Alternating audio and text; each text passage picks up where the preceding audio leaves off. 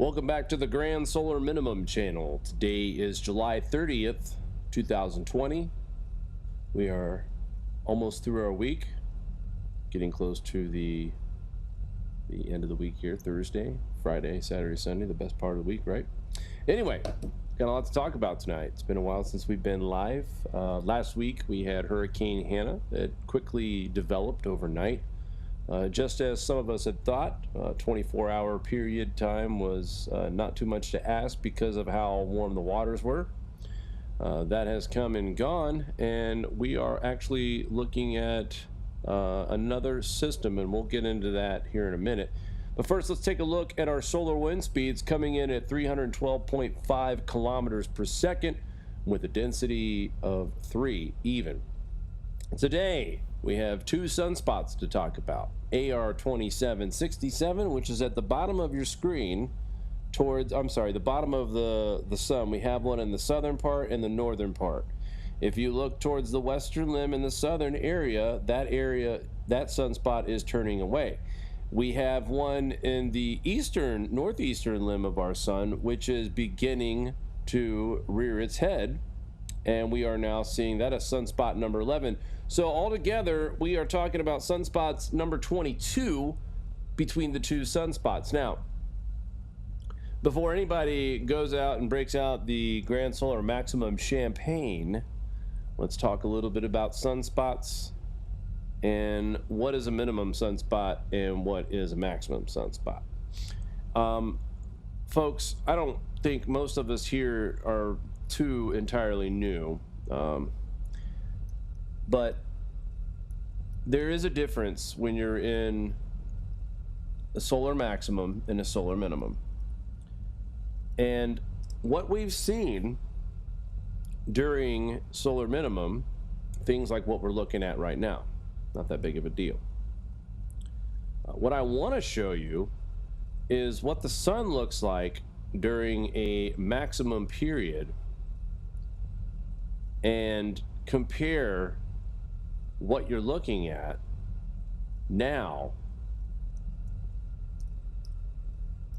versus what a maximum looks like. I get it. There are a lot of folks out there that have misled about grand solar minimum, and what does that mean, right? What is a grand solar minimum?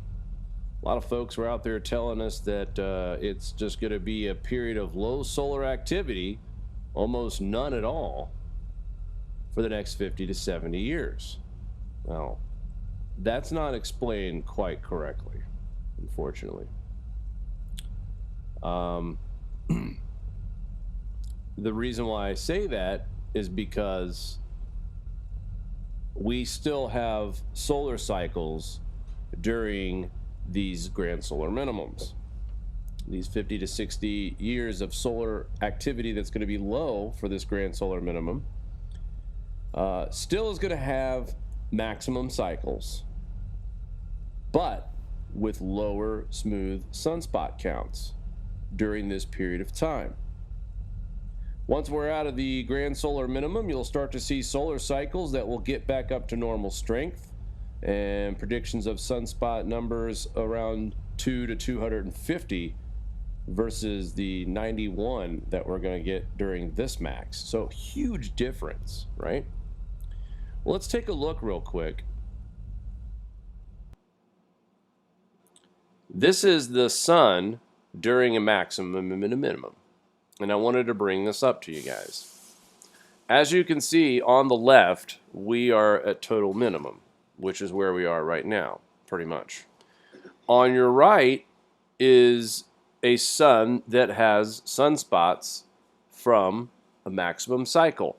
Now, one thing that you'll also notice is that the two rows of sunspots that are nearing the equator of the sun, and that happens right at the end of the solar cycle, just before we go into our minimum. The majority of our sunspots are right there in the equatorial region. The new sunspots that we are seeing right now for solar cycle 25 are located up here and of course down here. And I'll show you on our website, thegrandsolarminimum.com. So what we're seeing right now is no indication of solar max at all. In fact, we have a coronal hole that's developing in the northern part of our star. The sunspot number grouping is 22, which means each Ar27, 67, and 68 are both 11 on the sunspot numbers. Those are very minor sunspot groupings. Now, during a maximum, it's very common to have 4 or 5 sunspots in a day. Some of them may total up to 50 on the sunspot number. So yes, we are looking at 2 sunspots right now, but we are coming out of a minimum, and we are going to see this slow development towards a maximum in this cycle between 2023 and 2025. That's when you'll see the maximum of this solar cycle. Now, right now, between now and 21 and 22, we are going to watch the sun slowly activate. We will see sunspots once again and solar flares. Now, I don't know if we're going to see a bunch of solar flares in the X-class department during this solar cycle. And I say that because of how weak this particular solar cycle is forecasted to be compared to 24 and 23. So we saw some pretty impressive solar flares in solar cycle 24. We will have maximum activity from the sun once again, but not at the same frequency. So I'd go ahead and put that solar maximum champagne back in the fridge, because it's not yet time to pop that top. We are still in a minimum, folks. Cape indices are at 0 with a max of 2. Our thermosphere climate index temperature is at a 2.59. We're still near record cold. Our cosmic radiation exposure to our atmosphere is at 9.3%. We're still high. The record is 11.7. And the record low amount of sunspots in our atmosphere is negative 39%. So we are still clearly in the minimum with the conditions that we're looking at right here. We have solar wind arriving on August 2nd and August 3rd from a coronal hole that is no longer even visible at this point on our star. It was Earth facing a few days ago, and it's quiet down. Do I expect more sunspots? Yes, obviously. It's a cycle. The sun is cyclic, and it doesn't jump around, it doesn't skip cycles, it doesn't do things out of the ordinary. It follows a pattern. And right now we're starting to see the awakening of the sun, but at a very, very, very, very slow rate. I mean, we're not talking about solar minimum being over, not this month, not next month. We're talking all the way through the fall before we start seeing an activity of multiple sunspots popping up here and there. I predict in 2021 and 2022 we'll start getting more activity on our star. Maybe not a bunch of sunspots at once, but maybe we're getting to that point where we're going to see more days with sunspots than spotless days.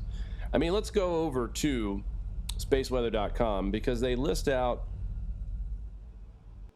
a timeline here, so we can go back and look at previous minimum, the last one anyway.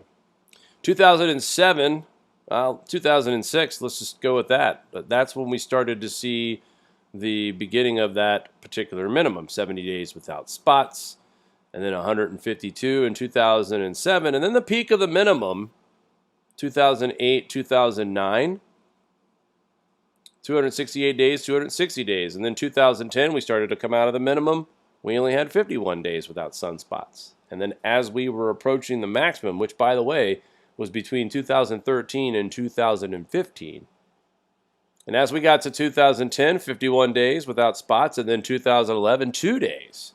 So we're right there on the cusp of being technically in a maximum when you get to the 2011 year. 0 days in 2012, we had spots every day.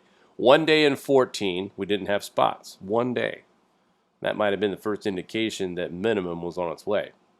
2015, we had a spot every day. And then 2016, late 2016, we started to see the effects of solar minimum. So as you see, it steps up and then it steps down year by year. It doesn't just full on come back to life and attack us. So it steps up, it steps down. Right now, if I had to compare this particular chart, and this is how we can also look at this, but 11 years back from 2020, the peak of that minimum was 2009. Obviously, look at that. 2008 and 2009, we had 260 plus days without sunspots.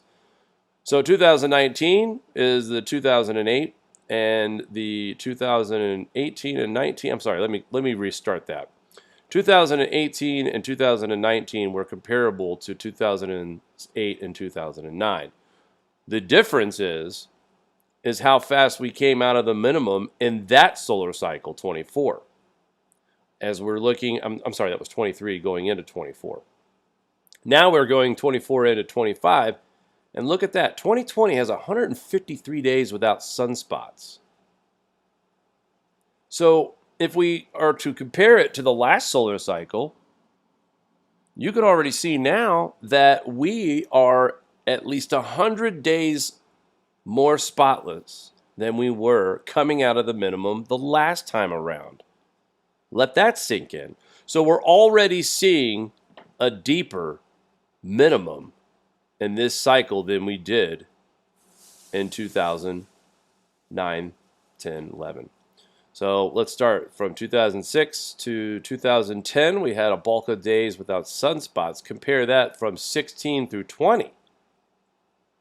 There are more days in that time frame without spots than there is in 24. So this minimum's not even over yet. This year's not even over yet. And it looks like we're going to smash the spotless day total compared to what we had in solar cycle 24 with the last minimum. So again, I just wanted to kind of point that out. There's a lot of people that are against the theory of grand solar minimum. There are a lot of people who don't believe that the sun controls the climate. And there's also a lot of people who think grand solar minimums cause ice age. So when they see sunspots coming back, they think they're debunking the grand solar minimum, which unfortunately they're not. They just don't understand what this is about. Guys, this didn't happen for me overnight. I'm still learning. I've been doing this over 5 years now. I'm still learning. And I know that there is no easy 5-minute answer to describe grand solar minimum. And that's the reason why folks give up on this topic, is because they're not patient enough to see it through. We are going to experience something as a channel that we've never, I don't think, to me, I'd never envisioned it this way, but as long as YouTube or the internet is around, let's just say that, we're going to be able to watch this every year. And we're going to go back and look at old data and look at our old videos and talk about what's to come. And then when all that comes, it's going to be a really eye-opening event, especially in the next 5 years. Now, that doesn't mean this channel is going to go offline for the next 5 years. By any means, no. You study the grand solar minimum, you go through it thick and thin. You cover every aspect of it, warm and cold. Tonight's topic is going to be mainly the flooding, the cosmic radiation atmosphere that we're seeing in the atmosphere, the cosmic radiation that's saturating our atmosphere, that's giving us all this rain. That stuff, even with a sunspot max coming up, all right? And it's a weak one. NASA's saying 115 is the smooth sunspot number count. Solar cycle 24 was 164, okay? The average solar cycle, not being in a minimum or grand solar minimum, is between 180 and 240. That's the smooth sunspot count. All right. So solar cycle 25 is being predicted by NASA at 115. Others are saying anywhere from 67 to 91. So let that sink in a little bit. Think about solar cycle 24. Think about years 2013, 14, 15. And think about all the activity, the warm activity that we saw during those years, and how those sunspots weren't even average. They're below average, the numbers that we saw in solar cycle 25. So now or 24. Now we get into solar cycle 25, and they're talking about cutting that number in half. See where I'm going with this, guys?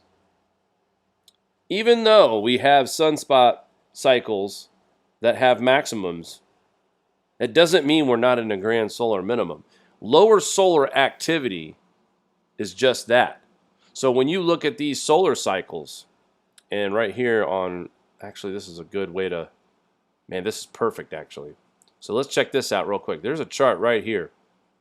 Over here to the left is monthly sunspot numbers, and there's that number 350.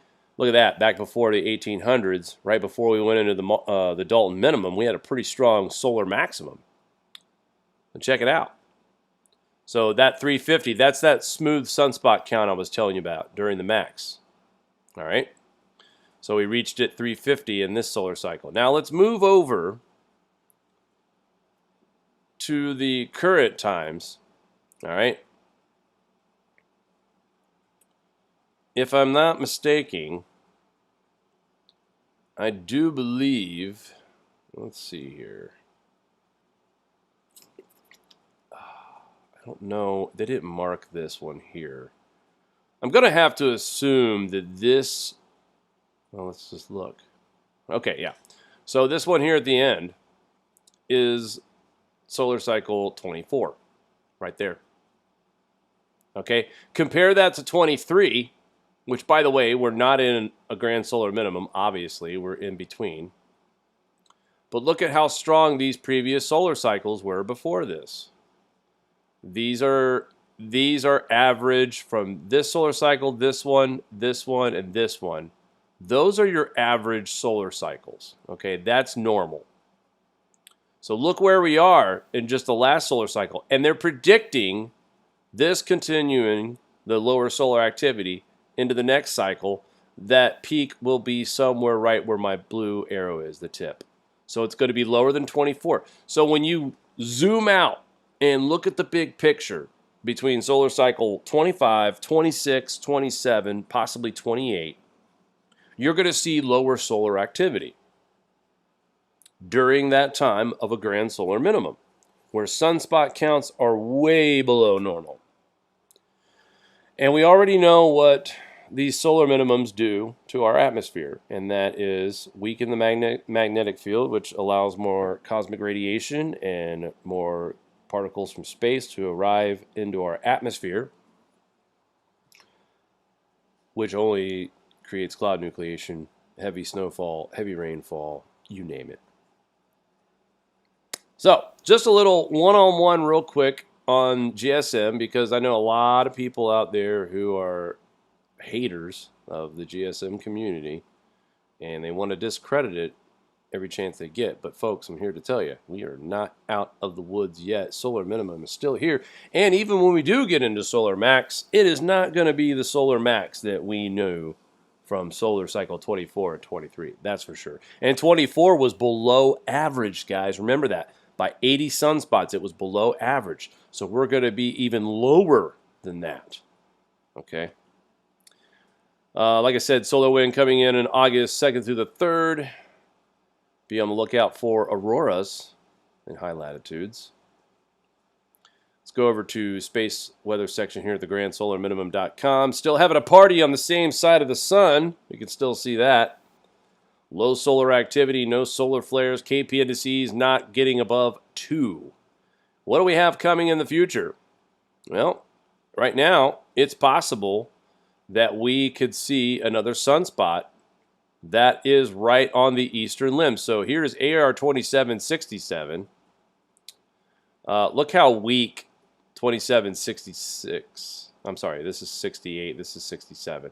Very weak. This is about to decay. I would be surprised if this is a sunspot past the next 36 hours, honestly. But these two areas are the ones we watch next.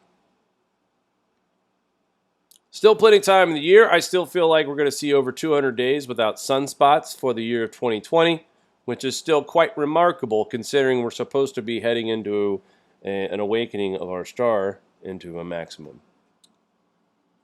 Other than that, guys, pretty quiet from the sun. Not a lot of coronal holes, not a lot of action, no solar flares, nothing of that magnitude.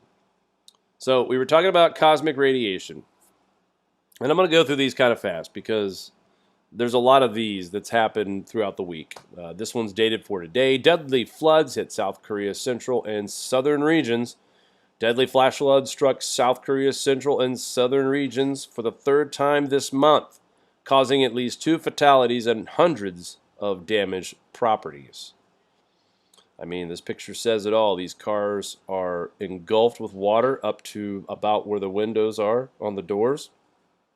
That's pretty heavy. And then you move over here. Severe flood situation continues. This is in India. Pardon me. This is in India. And we've seen this all year long. I mean, the flood situation out there is awful. Awful.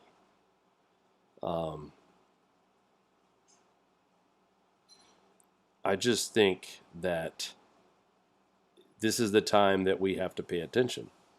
There's a lot of things out there that are distracting us from what's really happening. Now, the good news so far, here in the U.S., we're not experiencing this high-level flooding that we're seeing all over the world. Severe flooding in Bihar, India, has claimed 36 lives in a 24-hour period on July 29th, 2020, and has affected as many as 3.8 million people. The situation is expected to further deteriorate as several rivers flow above danger marks. Not an uncommon story here. Nearly 2,500 people evacuate. Record rainfall hits northern Japan, triggering floods and landslides. Says here that almost 2,500 people have been evacuated as record high rainfall poured over northern Japan into Wednesday, July 29th, causing damaging floods and landslides, including the Yamagata Prefecture, where the Mogami River burst its banks and a mudslide left 540 people isolated. So India, Japan, and then now we go over to Africa. Massive floodings forecast to sweep through wide swaths of Nigeria between September and October. They say it's forecasted here. The country's hydrological services agency warned on Tuesday. The red alert came days after flash flooding ripped through parts of a local government area of Africa, the Niger state, that resulted in at least 11 fatalities. So these pictures have two things in common: water almost up to your waist and multiple fatalities so far in each part of these regions. 119 dead, 4 million affected as Bangladesh in a grip of severe flooding. This is July 29th. Widespread flooding situation continues to worsen in Bangladesh, affecting more than 4.8 million people and claiming at least 119 lives. Officials reported Wednesday the Flood Forecasting Warning Center warned that major rivers in the central districts around Dhaka are expected to rise in the following days. So several parts of India seeing some serious flooding. And on top of the bad weather and all of these people being affected, 4.8 million being affected here. On top of all this bad weather, they're dealing with a severe case of coronavirus in their country. At last look, I believe they were dealing with around 60,000 new cases today. So how do you socially distance when you have to go to a shelter? 54,000 cases today in India alone, 783 deaths. On top of the natural disasters that are claiming the lives of so many right now from these floods. And there is no relief in sight, in my opinion, on this. And I'm not trying to be negative, period. I'm just saying, we're looking at weather, the continuous flooding, people being displaced, having to go to shelters. Now you're in crammed areas. The virus is spreading very badly in this country. Now we're looking at people who are not only could get sick from other things than just COVID. When you've got flooding like this, you've got bacteria floating around in this water. Folks can get sick. you know, this is part of the pile that the grand solar minimum brings. First, you've got climate to deal with. You've got volcanoes and earthquake to deal with. You've got crop loss because of climate. And it's not 100%, but there is connections of plague and disease intensifying during grand solar minimums. And thoughts are out there and theories that increasing space radiation and other particles that we don't know a lot about, it's possible that these particles have something to do with the mutation of these viruses or disease. So it's not just about weather. It's a lot. The effects from what happens with the weather as well. Not yet. Coastal low prompts thousands of rescues in New South Wales. Power disrupted to 15,000 properties in Australia. A coastal low brought strong winds, heavy rainfall, flooding, and damaging surf to parts of New South Wales over the weekend. This was last weekend. The severe weather prompted volunteers respond to more than 2,200 calls for rescues and left about 15,000 properties without power on Monday, July 27th. And then Saudi Arabia. Heavy rains from Friday, July 24th. So I'm basically kind of recapping things from the past week. But we have major floods in Saudi Arabia, Australia, New South Wales, Bangladesh, India, of course, same area, Nigeria, Japan, and here's another one and then South Korea. Actually, there was 2 articles out there. So Asia, Africa, and the Middle East are getting pummeled right now. Now in the UK, you guys are just now starting to get warmer weather. About time, right? It's only August, or it's getting close to being August, and we finally have temperatures 40 degrees Celsius. I saw reported by the Starman, David Birch, over there in the UK, saying hello to my brother overseas there. But guys, where I'm going with this is this is not anything to do with man-made climate change or global warming. I mean, these folks will tell you that these rains and these floods, they don't happen all the time. They didn't happen 10 years ago. They didn't happen 20 years ago. You always see the words, well, this is the 1 in a 100-year storm, or this is a 1 in 500-year storm. That line comes up a lot. Or you see farmers say, I've never seen this before. I've never seen this before. And a lot of that is because nobody was alive during the last grand solar minimum. They happen every 200 years or so. So it's a generational thing. If you're alive now, you happen to be born in a period where it's going to be favorable for you to witness this yourself. But it's not like you're going to grow up and talk about the next grand solar minimum when that happens. You won't be here. So it's important that we put out as much information about the topic correctly and not mislead. There's a lot of people out there who do mislead, who tell you things that we're going to turn into an ice ball, that the grand solar minimum is going to plunge us into another deep ice age. Well, here's what I got to say about that. I'm basing my studies from John Casey and Valentina Zarkova. And I still stand by her paper that's on nature.com. The 150 words that got the paper redacted does not null and void what she has found. It's very important to understand super grand solar minimum cycles, because if you understand those, you'll know without questioning that this next grand solar minimum that we're going through right now is not going to be stronger than a Maunder minimum. It may be equal or close to it, but that's not going to be enough to surpass Maunder minimum conditions. And you're saying, Jake, how do you know this? How do you know this? Or why do you think that, I should say? I don't know. I can just tell you based on theory and peer-reviewed work that I've seen. During these 2,000-year cycles, you get 5 grand cycles within the 2,000 year, and you're thinking, oh boy, here we go. What's a grand cycle? A grand cycle is basically a combination of 2 grand solar minimums.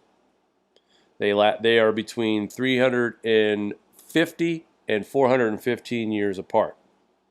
So if you go back 400 plus years, that was the Maunder minimum. And Zarkova also states that the super grand solar minimum began at the Maunder minimum, the new one, I should say.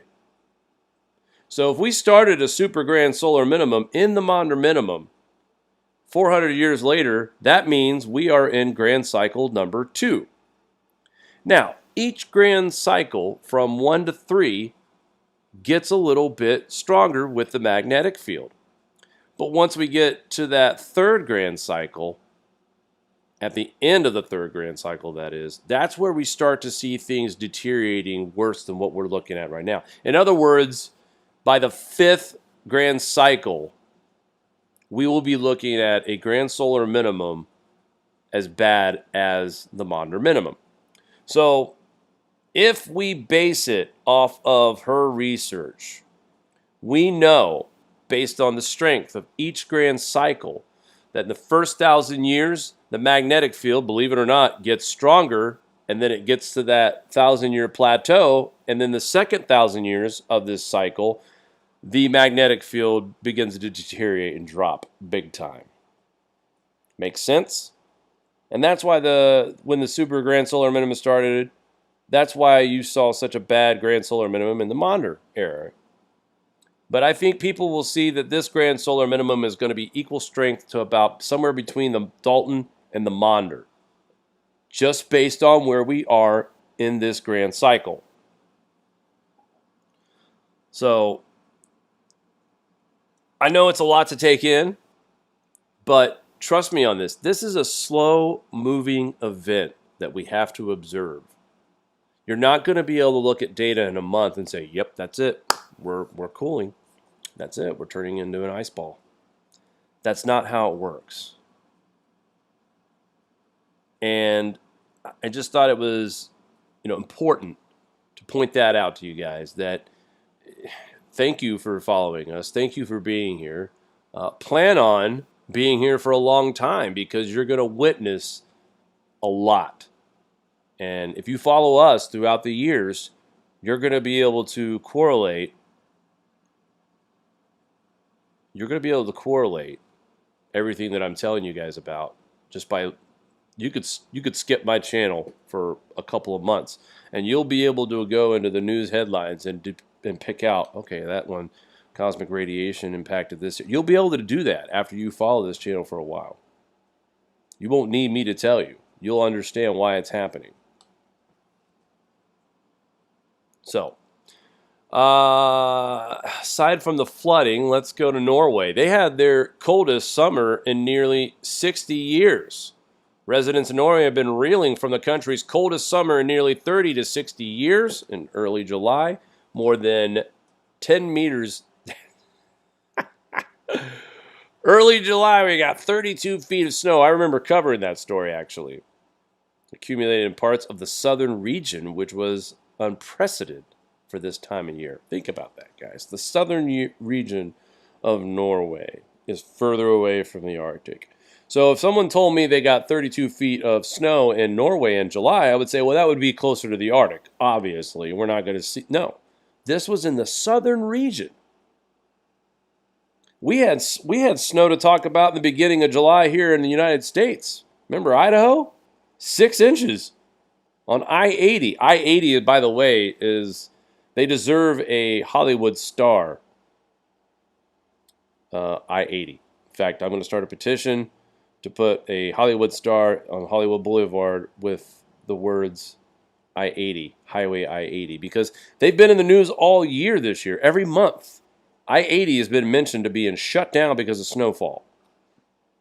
Here we're heading into August. I've noticed here the last couple of weeks in the heat of the summer, we haven't had to talk about any snow in the United States. It's impressive, right? So I I think that the biggest worry for this year in 2020, besides the obvious stuff, is going to be how we go into the fall. How are our farmers going to harvest this? Did they learn lessons from the last 2 years and plant 92-day core? Since we were able to plant normal this year, are we going to be able to pull the crops out of the ground before frost hits? I hope so. I think so.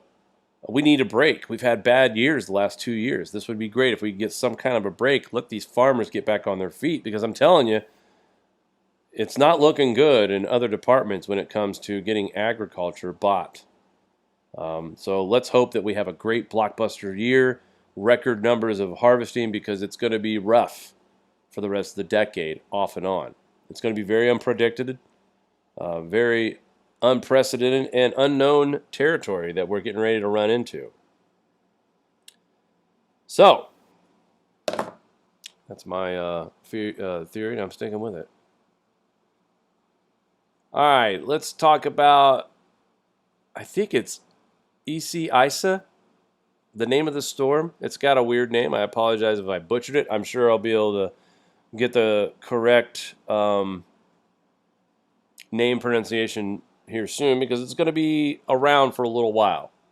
If you guys can take a look at this path right here, it's got an arrival time of 8 a.m. near New York City in Wednesday. Actually, that's like more like Boston. That's right, folks. But it won't be a hurricane. It'll be a tropical storm, and it'll bring lots of rain and lots of wind.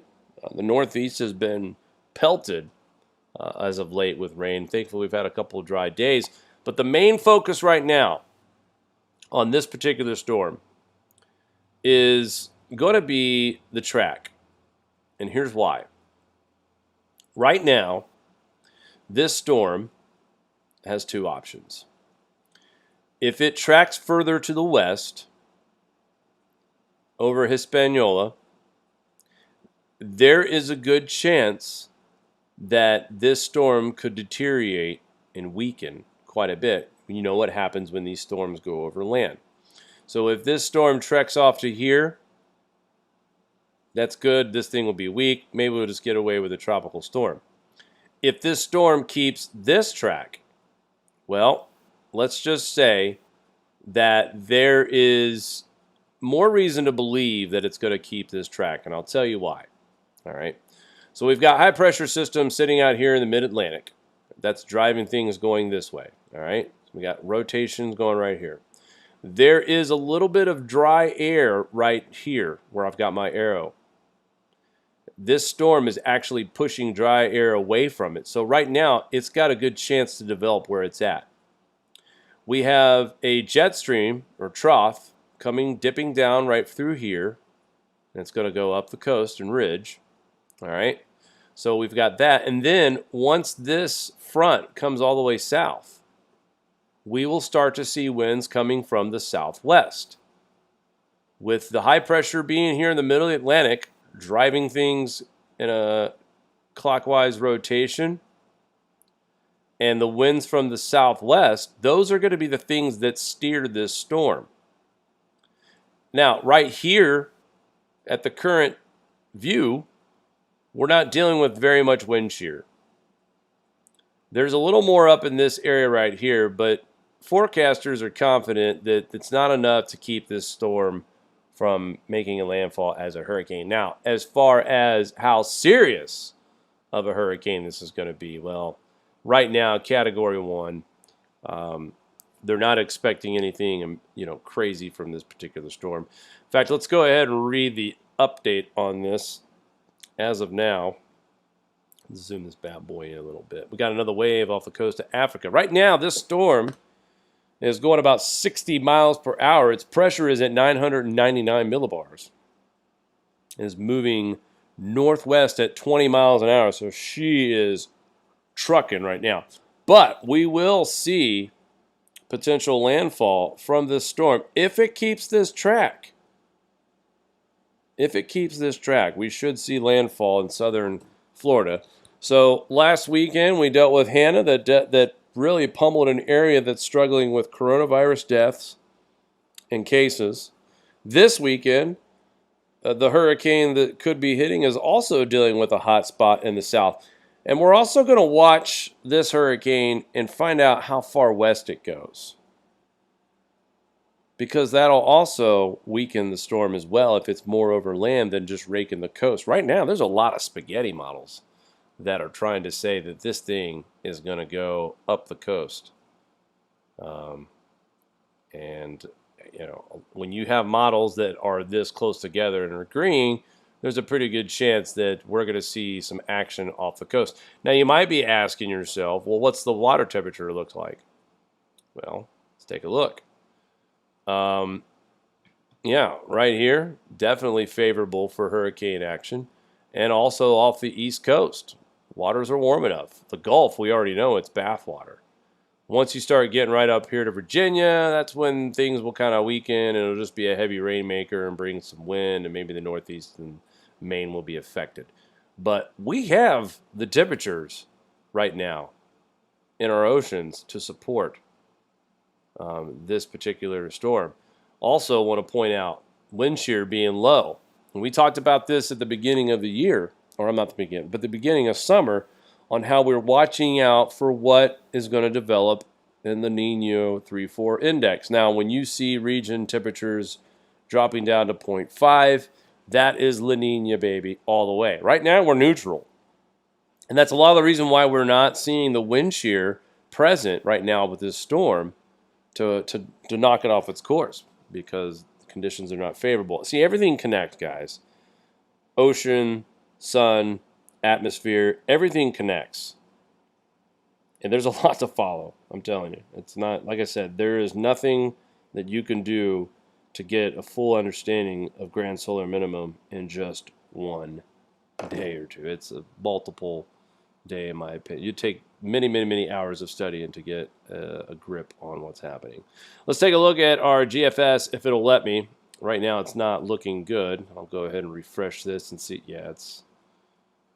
What a bunch of jerks here at GFS.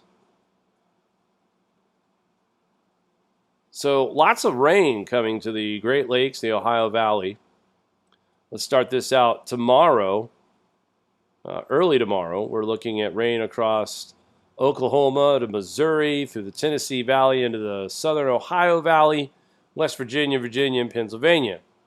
Down at the bottom here, you guys pay attention, you'll see our next system racing in, and the GFS seems to like this track the most. So if it does indeed follow this track, it should be a Category 1 hurricane by now, on April 1st. That's Saturday. Okay? As we move it towards the midday Saturday, towards the evening, this storm, right now, they've shifted the track a little bit farther to the east. And at this point, it's early, but GFS is giving us a landfall right around the border of South Carolina and North Carolina. Kind of reminds you of Florence a little bit.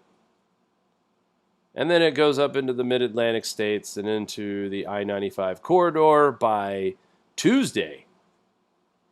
Heavy rain along the coast. This is not going to bring a lot of rain inshore, inland, I mean. So I thought maybe the Northeast would see more rain from this system. They're going to get more rain from the weekend just from the regular low-pressure system that we're getting here. Okay? But guys, see what I was talking to you about earlier in the show? When we're watching this trough that's coming down and settling right here. So once you see that jet stream coming down to right here, the winds are going to start coming out of the southwest. You've got the high-pressure system out here in the Atlantic that's spinning things clockwise, and that's why it's keeping this track right now as we speak along the coast of the United States here on the eastern side. So we move into the weekend. There's your rain for the northeast Sunday. Ohio, Great Lakes also seeing rain through Monday. Rain staying with us through Monday into Tuesday. Ohio Valley and Northeast. Finally, a high-pressure system trying to dry things out in the northern plain states. Minnesota as well. Wisconsin. More moisture for the Ohio Valley in the south and the east by the midweek part. Next week, August 5th and 6th. And then we've got some more disturbances here off the Atlantic Bringing more rain along the East Coast and into the Northeast by next weekend. More high pressure trying to interfere in the Northeast to keep things dry. And it looks like it works out. So lots of rain to the Ohio Valley, the Midwest, and the Northern Plains, and the South. And then by next weekend, getting a little bit of a break. Some showers, moderate off the coast. Some heavy storms coming in on a low pressure by next Sunday through the heart of our country. And then really anything past Monday, August 10th is just speculation. I mean, GFS is pretty good to rely on for 4 to 5 to 6 days. But really, this is just the idea of what kind of weather we could expect for the first part of August. And right now, it looks like the Midwest, the Northeast, and South and East Coast are going to stay pretty wet. Mind you, it is monsoon season too for the Southwest, so it won't be unreal to see heavy rain happening in New Mexico, Arizona, parts of Texas, and Mexico. Pretty quiet in the Northwest. And as of right now, we have no snow to talk about in early August. Through the first 15 days, we're still talking about dog days of summer, which is good. I'm not ready for snow talk. Now let's check out temperatures. Let's see what our daytime highs are going to be. Here's daytime high for Friday, July 31st. It's pretty cool. Parts of Missouri, Arkansas, Illinois, Indiana, southern Ohio, West Virginia, parts of Pennsylvania and New Jersey. Upper 60s to mid 70s. Pretty hot in the southeast. Most of the country in summer-like conditions. Dangerous heat to develop this weekend. That is not a misprint there, folks. 120 degrees in parts of southwest Arizona. Not good. So summer hangs on in the southwest and the south and Texas, but across the Midwest and the Great Lakes and the Northern Plains, we're starting to see a little bit of a cool down. Temperatures dropping into the mid-70s for much of the country, in the top half at least. Midwest, Ohio Valley, some in the Northeast. Low temperatures starting to creep into the 50s now in the Northern Plains by August 3rd. High temperatures, believe it or not, Rochester, New York is forecasted for a high of 68 degrees on Monday, August 3rd. So major cool front, and that has a lot to do with that high pressure system that's hanging out there near Michigan and Wisconsin. You could see it right here in the temperature contrast. Look at the yellows and the oranges compared to where it's super hot. 125 degrees on August 4th in the southwest corner of Arizona. Folks, don't take any chances. I know you're used to that heat, but wow. August 4th. More summer for the south and the east coast and the southwest. And these feel like late or early September temperatures here. By the time we get to August 5th, 60s and 70s throughout the Northeast, the Midwest, and the Northern Plains states. Overnight lows in the 50s. We will see high 50s throughout the Northeast, the Ohio Valley. August 6th. Very hot across the South, all over the South. Very, very doable temperatures here through August 7th. So if we just kind of fast forward here, again, past August 8th, it's just a speculation. It's going to really heat up in the central part of the United States. The Northeast, not so much. We got a little bit of a ridge going on here on the 10th of August that could make things pretty hot in the Northeast, upstate New York, Vermont, New Hampshire, parts of Massachusetts. Still blistering hot across the South. That's a massive heat wave, folks. Concerns for those regions for sure. And as we get to mid-August, summer's hanging on. Some cooler temperatures to start the month, but it looks like summer's going to get its act back together by middle of August for the majority of the country. But again, nothing record-breaking for the Northeast or the Midwest or the Northern Plains and the Northwest. This is all pretty typical weather for these regions. What areas I am concerned about over the next several days is going to be the Southwest, the South, and the Southeast when it comes to temperatures. I think it's fair to recognize that we are going to see summer for the next couple of weeks as scheduled. All right, that's going to do it for me on this report. I want to say hello. I don't know where Mari's at, so I would normally bring her on at this time. But I'd like to say hello to guys in the chat. I see Richard. Good evening, sir. From New Mexico. Jesse, our favorite farmer in Wisconsin. Ben Garcia, hello. Pete, how you doing? Knife Collector, as always. Good to see you once again as well. And the rest of you, I saw Matt Bros peeked in earlier. Good evening to you, sir. Good talking to you earlier as well. Me and Matt talk a lot, and he's a pretty smart guy. Randy Willis, good to see you also in the chat. Patricia Drummond, long time no see. Glad to have you on our show tonight. And to the rest of you guys, Shirley Davis, thank you all for your continued support for the Grand Solar Minimum channel. If you like what you see, go to our Teespring channel, find a t-shirt you like, a sticker, maybe even a hat. Get ready for winter. Believe it or not, yeah, I know, some of you aren't really keen on the idea of wearing a mask, but I will say this, Grand Solar Minimum masks are in the works. We will be able to add those to our store here soon. Turn that down. Thank you. So, anyway, my producer decides to just walk in with her. How many times, ladies and gentlemen, has Jake put on his audio and I've always heard my voice when I come over to the mic? Shut up, Jake. You think you'd learn by now? I thought you'd just be happy to see me. I came in the room. We've only like been doing this for how many years, and here you come with your phone turned on, and you know. I know you love me, and it's what makes us unique. Right. That's right. I do love you. And I'm sorry I screwed you up. You did screw that up. audio. I'm just teasing you, babe. I just heard the call. I don't know where my dear wife is. Well, you missed it 5 minutes ago, so. Well. We're wrapping it up.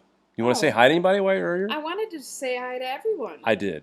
Did you say hi to everyone? I did. Are you sure? Name them. Patricia? Yep. Did you? Yep. Keep going. Oh, look Let's at play a Richard, game. Jesse. Yep. KC, Yep. Knife Collector.